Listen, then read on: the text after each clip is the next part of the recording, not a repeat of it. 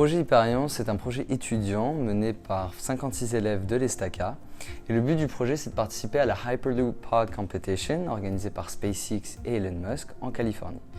Donc la Hyperloop Competition, c'est une compétition qui regroupe des universités du monde entier.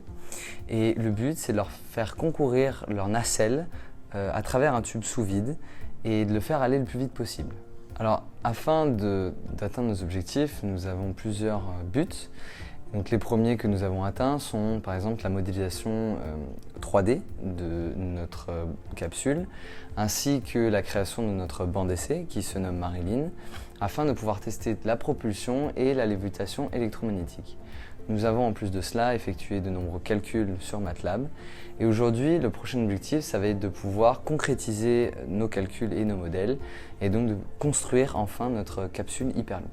Alors ce qui est novateur dans le projet, c'est toutes les technologies sur lesquelles on travaille et notamment des technologies qui ne sont pas du tout développées aujourd'hui dans l'industrie du transport. Donc ça va être par exemple le moteur linéaire, qui est un moteur très particulier, ou alors la lévitation électromagnétique, aussi connue sous le nom de induced crack. Sauf qu'elle a la particularité d'être passive, donc on n'utilise aucune énergie afin de permettre au module de se léviter.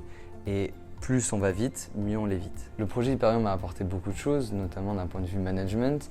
J'ai appris à manager un groupe d'élèves aussi nombreux que cela.